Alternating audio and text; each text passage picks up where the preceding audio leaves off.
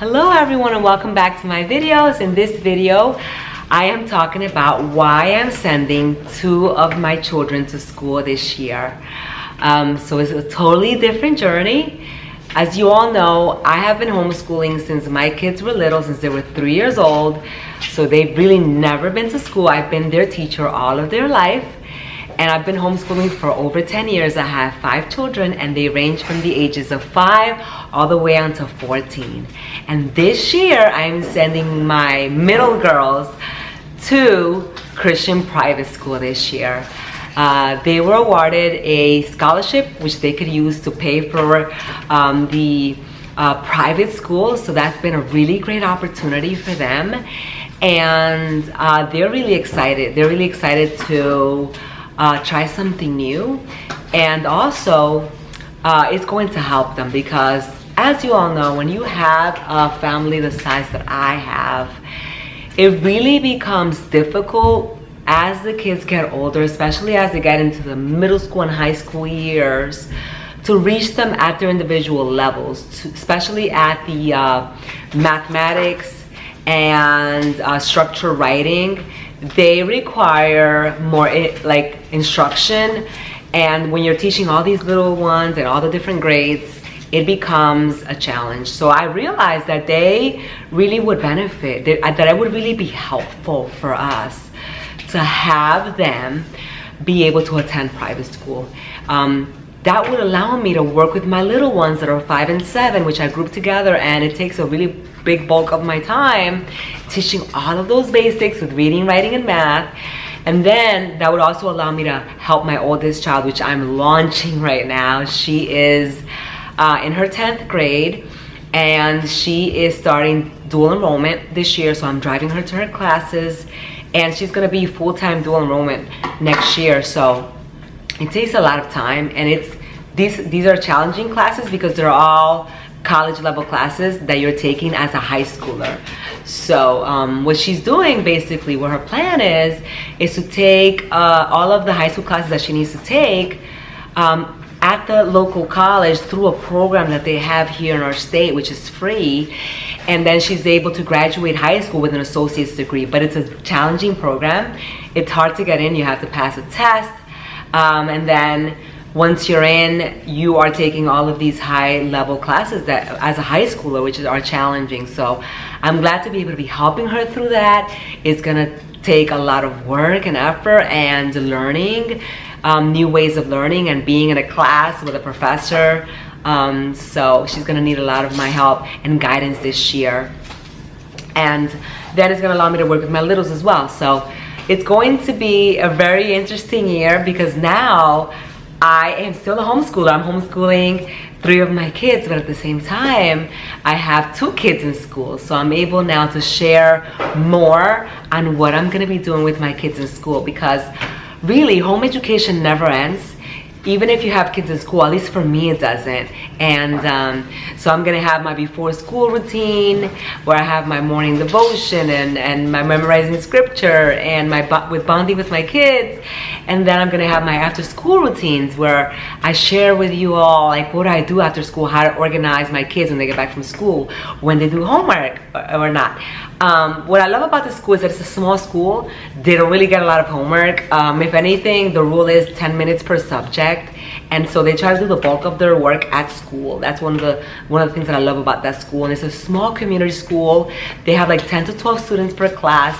They get Bible every day, and they also get chapel every Friday, which we get to attend to the chapel, which I really love because I'm going to be bringing me and all of my other kids to chapel every Friday to just be a part of that and be able to enjoy that with my kids that are in school. There's so many things that I have planned for this year. It's just a whole new season for us, and I love to be able to share this with you because a lot of you may look at this as a failure, and it's not. So I want you guys to be open-minded on that. Every year you should be evaluating your family situation with homeschooling, and are you reaching your kids in every single area that they need to be learning, spiritually, academically? Or do you have some kids that you know that they're not being reached, but you're still pushing through, and you know that they have gaps in their education? Or maybe you just don't have the time to be able to reach all of them. Strength is not pushing through. You know, sometimes strength is reaching out to the community, like this small community school that I'm utilizing for these next couple of years. Or maybe it could be a tutor, or maybe, I know not everybody has money for tutors, but maybe it could be a family member that comes in to help.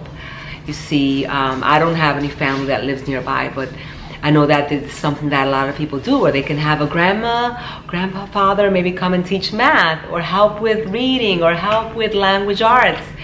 It takes a village to raise children, and I really love the inspiration that I get from the Amish community. I grew up visiting the Amish, living really close to the Pennsylvania area. I used to love visiting every year, and I really was inspired by a lot of the things that they did that helped them have healthy families. They have such low divorce rates, and I think it's because of the way that they utilize the village to raise their kids. And you were never meant to do life alone with your kids and to be an island. Never, never, never. So like that's exactly what they do. When their kids are like 7 years old, they kind of delay sending their kids to school. When they're about 7 or 8, they go to these one-room schoolhouses, and they learn with the small group of children, and they have a school teacher. And then they get out early, and it's just beautiful to be able to see how the community helps each other out, and how the mom is not really burned out. The mom is not doing all the jobs. You know, the mom focuses on, yes, she's making these wonderful homemade meals, and she's taking care of her garden, she's taking care of the little kids, and then she's getting help from the community to be able to teach her kids. And I think it's a wonderful example to us, because I think everything that the Amish do is to get their families to come closer together. If you look at why they don't use cars, or why they don't use technology, is because they don't want their families divided or apart. And I think it's really beautiful, and we can learn so much from them. It really does take a village, and sometimes when we are battling through things and we feel like life is hard, strength doesn't mean pushing through. It takes a level of humility to recognize, hey, you know what, I can't do it all, and I'm not doing it all, and I'm not doing the best job that I could do, so I'm gonna reach out for help. Now that is strength, because then you realize, hey, you know, I have limitations, and it's so healthy. Is this a way that we were really meant to live?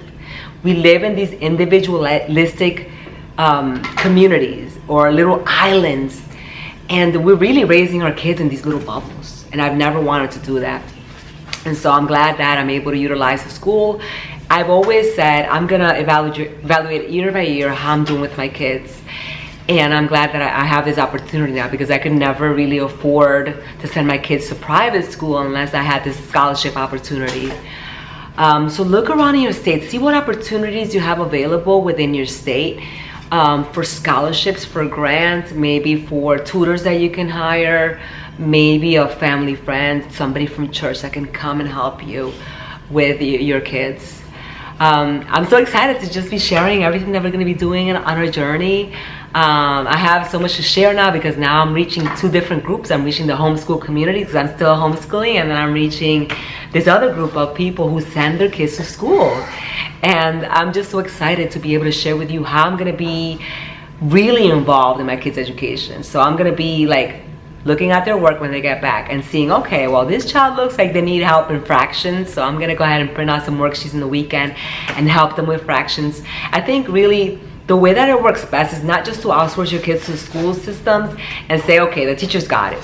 No, I think it's a co-teaching job in which parents are going right alongside, seeing where kids need help and strengthening them at home. I'm going to be going on field trips. I'm going to be super involved in the school and support the school as much as possible.